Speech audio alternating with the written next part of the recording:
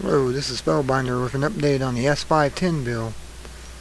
I'm going to give you something that they did in the appropriations bill last night in the House. They passed, and I guess they tried to make the bill worse than it should have been, or is, and now it's just going to get, it's just nasty. When you read some of the provisions in this bill, it just sounds so Nazi Germany. It sounds like the Nazis have taken over America and we're in the Fourth Reich. Instead of America with a constitution and a Bill of Rights and freedoms to do if you do whatever you want if it doesn't hurt anyone, and live your life like you wish. Now this is it. This is the bill. This is a Mike Adams update. S510 Food Safety Bill is still alive and may unleash new army of FDA agents. Mike AdamsNatural News, December 9, 2010. The U.S. government wants to know where your greenhouse is. Under Senate Bill 510, which is now back in the hands of the U.S. Senate after the House had an amendment in an appropriations bill and passed it last night, Americans' food producers will be required to register their facilities with the U.S. government. The feds, it seems, want a database for food growers so that they know who to target for surprise inspections. Show me your papers, please, or your gardens, or your greenhouse. As stated in the bill itself, here, Section 102, Registration for Food Facilities, 18 sub A, updating of food category regulations, BIENNIAL registration renewal, section 415 sub A, 2120 U.S.C. 350 sub D A. The legislation shall contain an assurance that the Secretary will be permitted to inspect such facilities at the time and in the manner permitted by this act. Sounds very Nazi draconian to me. What this language shows is that the point of registration is so that the government agents can conduct surprise inspections of food facilities. At least 4,000 new FDA agents will need to be hired as this bill becomes law, greatly expanding the FDA's agent presence in much the same way as the TSA expanded over the last few years. Kangaroo courts for violators. Once an FDA inspection occurs, if the government believes the food grower is producing anything that might pose a risk to the public, and note carefully that belief is the only thing required, not actual scientific evidence or test or anything on the food of harm, that food grower is then suspended from producing food. After that, they get dragged into a kangaroo FDA court where a panel of FDA officers then decide their fate. This takes place with no due process, no attorney, no constitutional protections, and no rights whatsoever. This is, in every sense, a king's court where the king can simply decide that you're guilty and put you out of business. Here's the language in the S510 legislation. Says under the second part 2, hearing on suspension. This is the best double talk I think I've ever heard. The Secretary shall provide the registrant subject to an order under paragraph L with an opportunity for an informal hearing to be held as soon as possible, but not later than 2 business days after the assurance of the order or such other time period as agreed upon by the Secretary and the registrant on the actions required for a reinstatement of registration and why the registration that is subject to suspension shall be reinstated. The Secretary shall reinstate a registration if the Secretary determines based on evidence presented that adequate grounds do not exist to continue the suspension of the registration. Did you read this carefully? It means the secretary, a faceless bureaucrat, gets to decide who can grow food and who can't.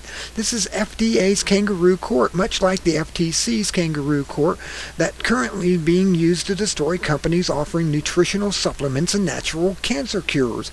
If it isn't radioactive or isn't a poisonous substance, you can't be cured of cancer or treated. It's not really a cure. They always call it a treatment. They say there is no cures. That's why you get it for malpractice if you say there is. Or not malpractice, but practice without license. You say you got a cancer cure. Remember, too, the bill abandoned actual science and now relies entirely on the FDA's belief to determine which foods to recall. Section 208, Administrative Detention of Food. 23 sub A in general. Section 304 sub H, L, and A, 21 United States Code 24334 sub H, L, and A is amended by L, striking credible evidence or information indicating, and inserting reason to believe. No evidence needed, just a reason to believe. If they don't like you, they can put you out of business, basically, is what that gives them the power to do. The FDA tyranny is on the rise. So essentially, what we have here is a food tyranny bill that would hand a group of unelected bureaucrats who answer to no one the power to control virtually the entire U.S. food supply. This is an agency, by the way, that is already responsible for the deaths of millions of Americans. This is an agency that has participated in arms raids against natural product companies. To all those who say S510 is no big deal, the FDA won't abuse its power. This is just about safety. I say you have no grasp of what the history of tyranny is, what tyrants are. Do a research on tyrants in the past and see if it's not exactly like this type of crap they're trying to shove down our throats. The FDA has virtually never taken action to protect the people. No, never. Its actions have consequently been shaped to maximize the profits of the powerful corporations, even at the expense of human lives. Remember, when they can food and everything, it's only guaranteed at the point of being canned that it's good and not after it's canned, in case something went wrong with the process. Just read the history of Vioxx if you need a refresher on that point. That the U.S. Congress would now seek to hand over control of our food supply to this dangerous rogue government agency is an obscene betrayal of the American people. This is precisely why we must stand up and fight S510 once again to defeat it in the Senate, where it is now scheduled for yet another vote. Like a bad case of herpes, this bill just won't die, it seems. Sign the petition at this address here. Get involved. Stop this bill. Once again, call your representatives in the House and the Senate. You can reach the Capitol switchboard at 202-224-3121 and ask for your representative by name.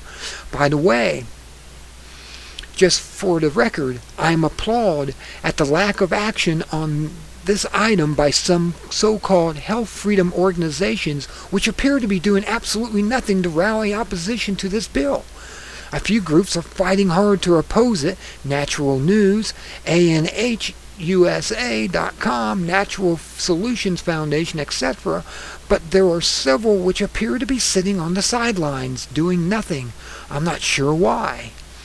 This is precisely the kind of issue that should have the entire health freedom community up in arms to protect our food freedoms. Robert Scott Bell gets it.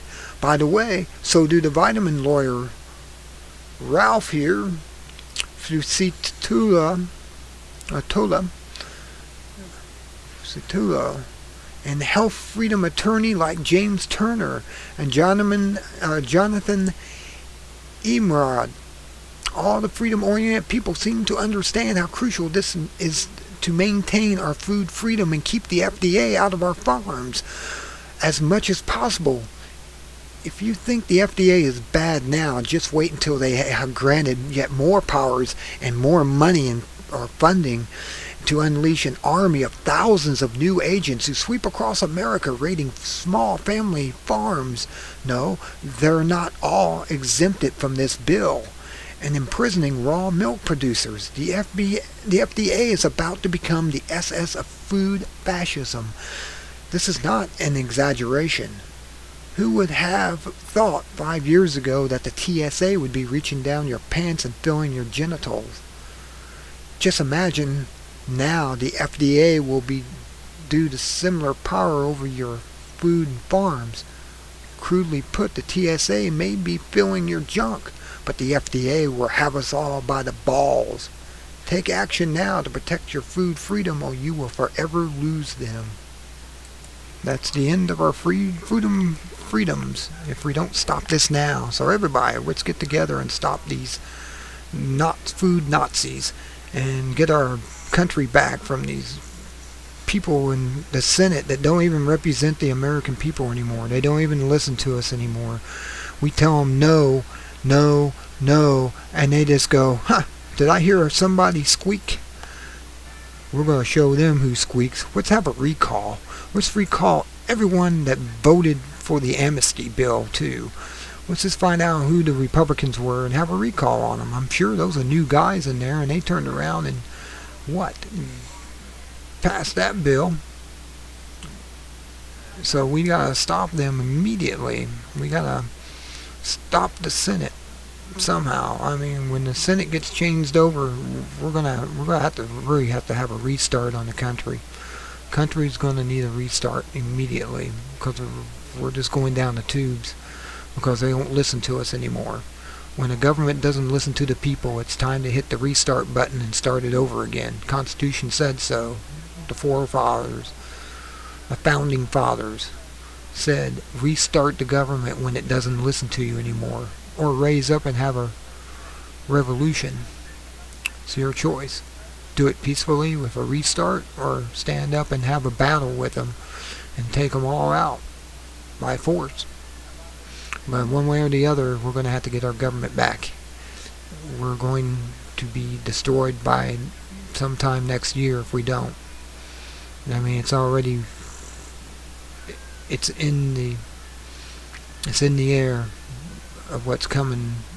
Something wicked this way comes, and it's called austerity fascism to America. Until next time, this is Spellbinder saying be good or be good at it, and good day.